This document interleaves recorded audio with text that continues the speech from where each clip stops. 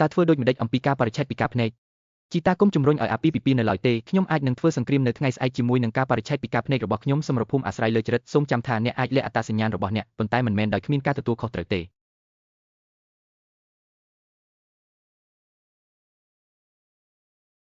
តើអ្នកកំពុងធ្វើដំណើរអាជីវកម្មឬដើរលេងនៅនីតិក្រដៅខ្ញុំបានទៅធ្វើសង្គ្រាមជាមួយអ្នកជាមួយរបស់ទាំងនេះចៅឈីងមិនមែនជាដៃគូធម្មតាទេគាត់ពឹងផ្អែកលើបណ្ដាញក្នុងស្រុកដើម្បីឲ្យល្អបំផុតក្នុងការបញ្ចុះតម្លៃនិងសាកល្បងមូលដ្ឋានបន្ទាប់ពីនោះអ្នកនឹងកាន់តែក្រហើយមើលឃើញកាន់តែច្រើនយល់ថាខ្ញុំធ្វើពុតថាមិនមាននៅពេលចាំបាច់តើនោះមិនមែនជារបៀបដែលអ្នកធ្វើការធម្មតាទេគាត់ដឹងច្បាស់ពីការលំបាកនៅខាងមុខហើយមនុស្សម្នាក់បានប្រញាប់ទៅមុខថៅកែមិនងាយស្រួលទេគាត់រឹតតែអាក្រក់ដូចថៅកែកិច្ចសហការមិនទាន់ចាប់ផ្ដើមនៅឡើយទេមិនអីទេដែលបានមកទីនេះមុនគេអ្នកត្រូវមើលថាតើសេះមានស្ថិរភាពឬអត់ការនាំគាត់គឺជាការសម្រេចចិត្តមិនធម្មតាប៉ុន្តែផែនការរបស់គាត់កាលពីម្សិលមិញបានធ្វើឲ្យខ្ញុំចង់លេងល្បែងអត់ទោះមិនមានការកក់ទុកសម្រាប់ថ្ងៃនេះនៅក្នុងប្រព័ន្ធទេការបរិច្ឆេទត្រូវបានបំពេញដោយនរណាម្នាក់ក្នុងគោលបំណងលោកវាងមិនមានលក្ខណៈល្អិតល្អន់នៅកន្លែងតូចទេកុំធ្វើខុសកន្លែងតូចមិនដឹកនេះទេមនុស្សមិនជឿទេលោកចៅនឹងពិភាក្សាកិច្ចសន្យានៅយប់នេះខ្ញុំសង្ឃឹមថាខ្ញុំមិនធ្វើខុសឆោតល្ងងទៀតទេលោកវាងតោះទៅទីផ្សារបរទេសតម្លៃត្រូវតែស្មោះត្រង់ជានិច្ចលោកចៅនេះមិនមែនជាកិច្ចសហប្រតិបត្តិការទេវាគឺដើម្បីសាកល្បងទីផ្សារបរទេសរបស់លោកវាងដោយគ្មានធនធានរបស់ខ្ញុំអ្នកមិនអាចចូលបានទេកុំអង្គុយនៅទីនេះសម្រាប់បុគ្គលិកតូចទៅឆ្ងាយហើយកុំគិតពីចំនួនផ្ទាល់ខ្លួនរបស់អ្នក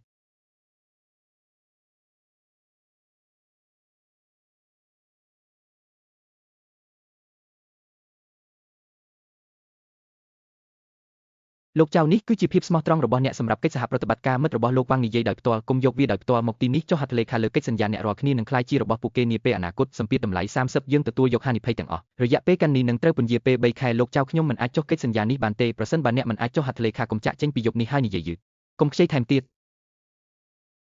អ្នកជាអ្វីខ្ញុំជាបុគ្គលិករបស់គាត់ការងារមួយរបស់នាយកគឺការពារទិន្នន័យក្រុមហ៊ុនខ្ញុំមិនគួរនាំគាត់ទេប៉ុន្តែពេលដែលគាត់ឈរនៅមុខខ្ញុំមានអារម្មណ៍ស្រួលខ្ញុំបានសន្យាថាជីតានឹងលាក់អត្តសញ្ញាណរបស់ខ្ញុំប៉ុន្តែមិនបានសន្យាទេមើលគាត់ទទួលការសម្លុតនាយកតូចមានកំហឹងអ្នកអាចមានការប្រយុទ្ធមិនមែនដោយមាត់ឬកណ្ដាប់ដៃរបស់អ្នកទេ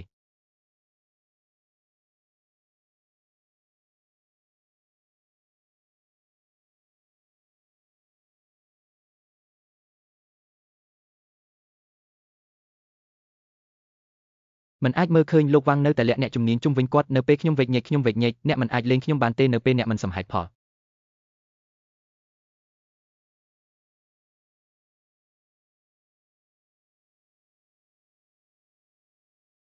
តើអ្នកកំពុងលាក់ខ្លួនប៉ុន្មានទៀតតើអ្នកអាចទូរស័ព្ទទៅក្រុមហ៊ុនដែលអាចជួយសង្គ្រោះគាត់បានទេ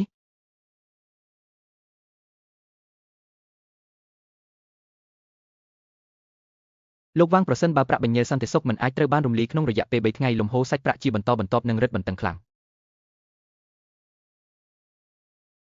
រៀបចំភស្តុតាងកិច្ចសន្យាជាមុនសិនបន្ទាប់មកតាក់ទងអ្នកផ្គត់ផ្គង់បម្រុងទុកសម្រាប់ការផ្ទៀងផ្ទាត់ហិរញ្ញវត្ថុធ្វើឲ្យអតិថិជនមានស្ថិរភាពជាមុនសិនកុំបង្កើតភាពភិតភ័យសូម្បីតែចៅគុណគឺជ្រៅណាស់នៅក្នុងធនធានក្នុងស្រុកយើងមិនអាចមានលទ្ធភាពទិញវាបានទេក្រុមហ៊ុនមិនរស់រានមានជីវិតដោយអន់ក្បាលគាត់ត្រូវបានគេចាប់ជាប់រួចហើយប៉ុន្តែគាត់នៅតែត្រូវការដើម្បីកុំឲ្យអ្នកណាឃើញគាត់ខ្លាចប្រាក់ខែបុគ្គលិកកាន់នេះសហប្រតិបត្តិការលំហូរសាច់ប្រាក់ពិតជាតានតឹងណាស់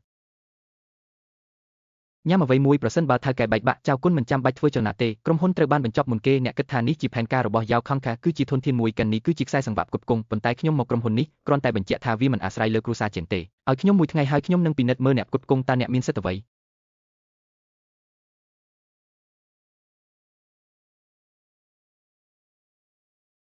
ដូច្នេះតើអ្នកអាចផ្លាស់ប្ដូរអ្វី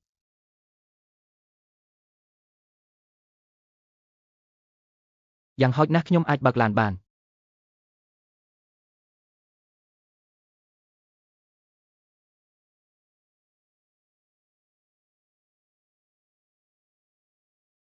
លោកវាងតើវាមិនប្រសើរទេប្រសិនបើគាត់ដូចនេះ